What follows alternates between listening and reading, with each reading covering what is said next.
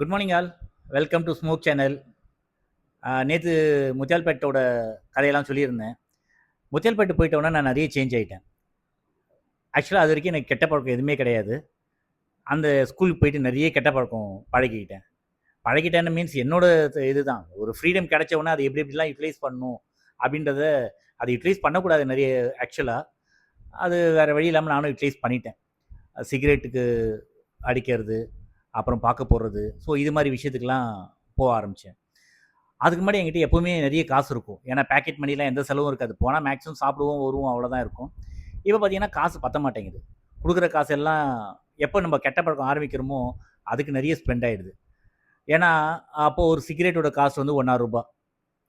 அதுக்கப்புறம் ஒரு பாக்கு வாங்கணும் அப்படின்னா ரூ. 3. ஸோ மேக்ஸிமம் ஒரு ஒரு நாளைக்கு ஒரு ரூ. 4 ரூ. 5 கையில இருந்தாலே பெரிய விஷயம்.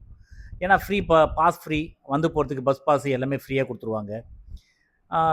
இதுக்கப்புறம் எந்த செலவும் இருக்காது. மேக்ஸிமம் இங்கே லஞ்சும் கட்டிட்டு வந்துடுவோம். லஞ்சு சாப்பிட்டு போயிடுவோம். ஸோ எந்த செலவும் இருக்காது. ஸோ இது மாதிரி இதை செலவு பண்ணிவிட்டு என் கையில் காசே நிற்காம போயிடுச்சு கொஞ்ச நாளில். அங்கே போயிட்டு என்ன பண்ணேன், இங்கே இருக்கும்போது நான் கட்டடிச்ச ஸ்கூலில் கட்டடிச்சதா சரித்திரமே இல்லை. 100% இது இருக்கும், எனக்கு அட்டனன்ஸ் இருக்கும். இங்கே வந்து பார்த்தீங்கன்னா அட்டனன்ஸ் ரொம்ப கம்மியாச்சு. நிறைய பக்கத்துலேயே சினிமா தேட்டரு, அங்கேருந்து ஒரு இது போனீங்கன்னா சினிமா தேட்டரு, பக்கத்துலேயே மவுண்ட் ரோடு, பக்கத்துலேயே வந்து ராயப்பேட்டாவில் பார்த்தீங்கன்னா உட்லேண்ட்ஸ் தேட்டர் ரொம்ப ஃபேமஸ் அந்த டைமில். ஹிந்தி பிக்சர்ஸ்லாம் நிறைய போடுவாங்க. அப்புறம் தேவி தேட்டரு, அது நிறைய சாந்தி தேட்டரு, லைனாக தேட்டர்ஸ் தான். ஸோ போர் அடிச்சுன்னா அங்கே போய் உட்காருவோம். ஒருவேளை காசு இல்லை, கம்மியாக இருக்குது அப்படின்னா ஸ்ட்ரெயிட்டாக மெரினா பீச்சில் போய்ட்டு உட்காந்துட்டு என்ஜாய் பண்ணிவிட்டு திருப்பி ஈவினிங் கரெக்டாக ஒரு 2 மணிக்கு பஸ் பிடிச்சா திருப்பி ஈவினிங் வந்துடும். அது ஒரு பெரிய ஒரு சுவாரஸ்யமான விஷயம் ஒன்று நடந்தது.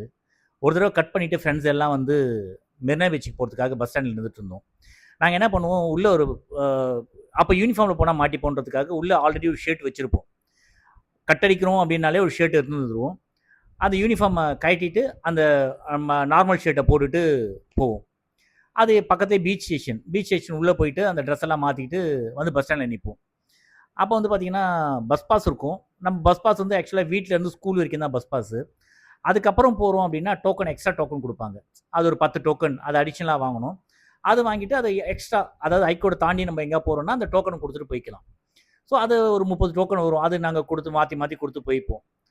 ஸோ அந்த டோக்கனில் வந்து மெரினா பீச் போகிறது வர்றது, ஏன்னா காசு பெருசாக இருக்காது. அப்போவும் அப்படியே தான், காசு ரொம்ப பெருசாலாம் இருக்காது.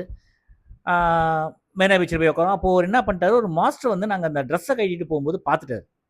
ஏன்னா அவங்க எல்லாமே மாஸ்டர்ஸும் அங்கே தான் இறங்கி போவாங்க. பார்த்துட்டு என்ன பண்ணார், போய் பிரின்ஸிபால்கிட்ட போய் சொல்லிட்டாரு. பிரின்ஸிபால் என்ன பண்ணிட்டாங்க, நெக்ஸ்ட் டே நாங்கள் போகும்போது எல்லா பசங்களுக்கும் ஒரு பையனை கூப்பிட்டாங்க. யாருன்னு அவங்களுக்கு எக்ஸாக்டாக தெரியல. ஏன்னா நிறைய பசங்க இருந்தோம், 10 15 பசங்க இருந்தோம். ஒருத்தனை கூப்பிட்டு கேட்டோன்னா அவன் கடன்னு எல்லார் பேரையும் சொல்லிட்டான். ஸோ அதில் வந்து பார்த்தீங்கன்னா முக்கியமாக ஒரு என்ன மாதிரி ஒரு 7 பேர் நாங்கள் மாட்டிக்கிட்டோம். மாட்டின உடனே இன்னொரு சுவாரஸ்யமான இது வந்து இதை அப்படியே பாருங்கள். நாளைக்கு வந்து அதை கண்டினியூ பண்ணலாம். தேங்க்யூ.